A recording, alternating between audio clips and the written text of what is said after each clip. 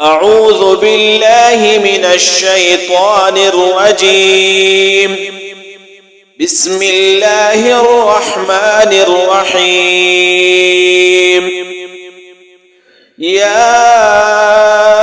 أيها المزمل قم الليل إلا قليلا نصفه أو انقص منه قليلا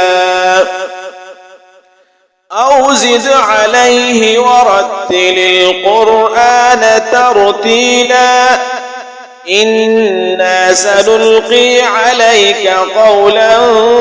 ثقيلا إن ناشئة الليل هي أشد وطئا وأقوم قيلا إن لك في النهار سبحا طويلا واذكر اسم ربك وتبتل إليه تبتيلا رب المشرق والمغرب لا إله إلا هو فاتخذه وكيلا واصبر على ما يقولون واهجرهم هجرا جميلا وذرني والمكذبين أولي النعمة ومهلهم قليلا إن لدينا أنكالا وجحيما وطعاما ذا غصة وعذابا أليما يوم ترجف الأرض والجبال وكانت الجبال كثيبا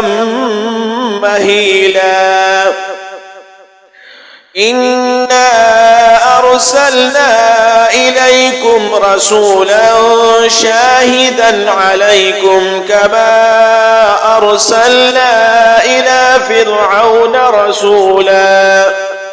فعصى فرعون الرسول فأخذناه أخذا وبيلا فكيف تتقون إن كفرتم يوما يجعل الولدان شيبا السماء منفطر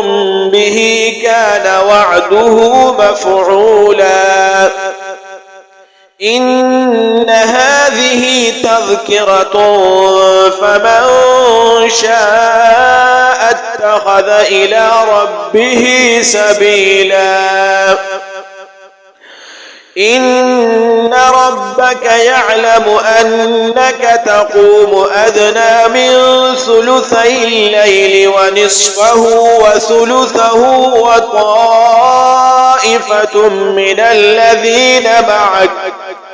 والله يقدر الليل والنهار علم أن لن تحصوه فتاب عليكم فاقرؤوا ما تيسر من القرآن علم أن سيكون منكم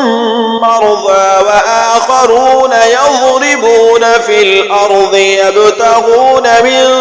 فضل الله وآخرون يقاتلون في سبيل الله